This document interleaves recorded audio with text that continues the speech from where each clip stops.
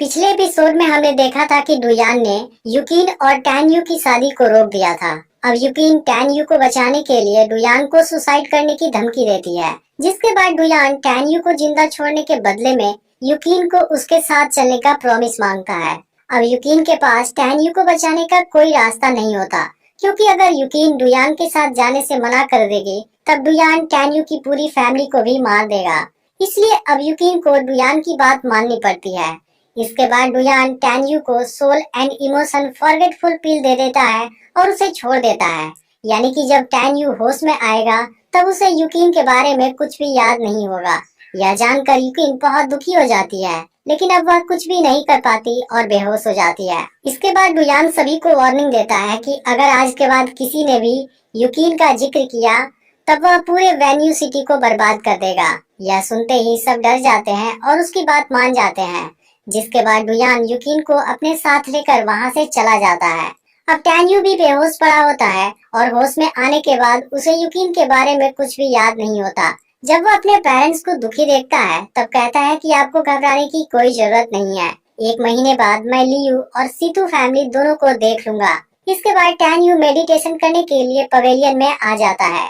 वहाँ tan you को युकिन का पवेलियन खाली नजर आता है, लेकिन उसे इस बारे में भी कुछ याद नहीं होता। इसके बाद टैन यू मेडिटेशन करने लगता है, जिसके बाद उसकी सोल होंगमेंग से कनेक्ट हो जाती है और होंगमेंग और कंपैक्शन मेथड से उसकी कल्टीवेशन स्पीड नॉर्मल इंसान से ज्यादा हो जाती है। इस तरह टैन यू में अब फायर और आइस की पावर भी आ जाती है और कुछ समय में tan you spirit fitter limb के 6वीं लेवल पर आ जाता है। अब ऐसे ही 1 महीने बीत जाते हैं और बोई तियानलुन के साथ इन पर अटैक करने आ जाता है, लेकिन टैन यू के फादर उन दोनों के सामने नहीं टिक पाते। फिर टैन यू के फादर बोई से अपने सभी सर्वेंट को छोड़ देने के लिए कहते हैं, क्योंकि यह उनका आपसी फैमिली मैटर है। लेकिन बोई कुछ नहीं सुनता और उनका मजाक उड़ाने लगता है। तब टैन यू के फादर फिर से बोई का सामना करने जाते हैं, लेकिन तभी टैन यू वहाँ आ जाता है। यहाँ टैन यू के पेरेंट्स को लगता है कि टैन यू उनके सामने कुछ नहीं है, इसलिए वह उसे यहाँ से जाने के लिए कहते हैं ताकि उसकी जान बची रहे। फिर टैन यू अपने पेरेंट्स के पास आता है। वह कहता है कि आप मुझ पर यकीन कीजिए, मेरे होते हुए टैन फैमिली को कुछ नहीं होगा।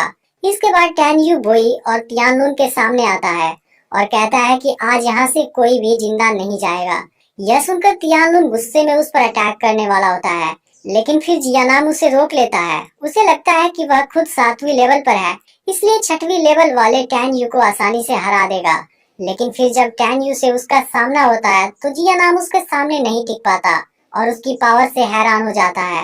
इसके बाद टैन यू जियानाम की गर्दन पकड़कर ऊपर उठा देता है और यह देख तियानलुन टैन यू से जियानाम को छोड़ने के लिए रिक्वेस्ट करने लगता है। तब टैन यू तियानलुन को अपने सामने घुटने टेकने के लिए कहता है। फिर तियानलुन टैन यू की बात मान जाता है। अब जियानाम की हालत देख रियाना भी दुखी हो जाती है, लेकिन तभी टैन यू को उसकी बेइज्जती याद आ जाती है, जिसके बाद वह उसके सामने ही जियानाम को बहुत मारता है। अब जियानाम की ऐसी हालत देख तियानलुन गुस्सा हो जाता है और टैन यू की फैमिली को मारने की धमकी देने लगता है। तब टैन यू तियानलुन को सामने से चैलेंज करता है और उसी समय जियानाम को मार डालता है। फिर यह देख तियानलुन गुस्से से तिलमिला जाता है और टैन यू पर अटैक करता है, लेकिन बदले में टैन यू भी उसका करारा जवाब देता है। इसके बाद तियानलुन तलवार से उस पर अटैक करने जाता है, लेकिन फिर टैन यू होंगमेंग की गॉड आई वाली पावर से खुद को प्रोटेक्ट कर लेता है और तभी टैन यू के फादर तियानलुन को मार डालते हैं। इसके बाद टैन यू बोई का सामना करने जाता है, लेकिन बोई उसे बुरी तरह जख्मी कर देता है, जिससे टैन यू की मदर घबरा जाती है। इसके बाद बोई टैन यू के फादर से हार मान जाने के लिए कहता है, लेकिन तभी टैन यू फिर से खड़ा हो जाता है और उसकी बॉडी हील हो जाती है। फिर वह बोई से कहता है कि मेरे होते हुए मेरी फैमिली को कुछ नहीं होगा। इसके बाद टैन यू सोल बर्निंग टेक्निक का इस्तेमाल करता है और अपनी बिजली जैसी रफ्तार से बोई पर अटैक करने लगता है। फिर बोई उसका सामना नहीं कर पाता और अपनी डॉटर रुयाना के साथ वहां से भागने लगता है, लेकिन फिर टैन यू रुयाना को अपनी तलवार से मार देता है। वहीं बोई भी ज्यादा समय तक नहीं भाग पाता और टैन यू उसे पकड़कर बहुत मारता है, जिसे देख सिटी के लोग हैरान हो जाते हैं। इसके बाद टैन यू के फादर बोई को जान से मारने के लिए कहते हैं, जिस पर बोई कहता है कि अब मेरा बेटा हुआंगफू सेक्ट का मेंबर बन चुका है, इसलिए वापस आने पर वह तुम्हारी पूरी फैमिली को खत्म कर देगा। बोई अपनी जान बचाने के लिए उनके सामने गिड़गिड़ाने लगता है। फिर टैन यू की मदर उसे छोड़ देने के लिए बोलती है, क्योंकि वह बोई के बेटे से थोड़ी घबरा गई थी। लेकिन टैन यू को इस बात से कोई फर्क नहीं पड़ता और वह उसे वहीं मार देता है। यह नजारा देख सभी लोग बात करते हैं कि वोई का बेटा वापस आने के बाद इनको नहीं छोड़ेगा। इस दौरान टैन यू थोड़ा सा जख्मी हो गया था, इसलिए टैन यू की मदर उसे हील करने के लिए बाई को बुलाने वाली होती है, लेकिन टैन यू बताता है कि मैं खुद को हील कर सकता हूँ। अब टैन यू को भी रियलाइज हो जाता है कि वोई का बेटा रुलोंग वापस आकर अपना बदला जरूर लेगा, इसलिए टैन यू भी हुआंगफू सेक्ट का मेंबर बनने का डिसाइड करता है, क्योंकि अभी कुछ समय बाद यूजिंग सिटी में इसकी रिक्रूटमेंट होने वाली है। यह सुनकर टैन यू की मदर घबरा जाती है, क्योंकि उसकी सिलेक्शन प्रोसेस के दौरान ही काफी लोगों की जान चली जाती है। तब टैन यू अपनी मदर को समझाता है और फाइनली उनको मना लेता है। इसके बाद टैन यू अपने फादर की राय मांगता है। तब उसके फादर बताते हैं कि हुआंगफू सेक्ट हर सिटी में से केवल एक जीनियस को सेलेक्ट करता है और वहाँ पर हारने वाले को अपनी जान भी गंवानी पड़ती है। इसलिए टैन यू के फादर इस बारे में उसे फिर से सोचने के लिए कहते हैं, लेकिन टैन यू बहुत पहले ही डिसाइड कर चुका होता है।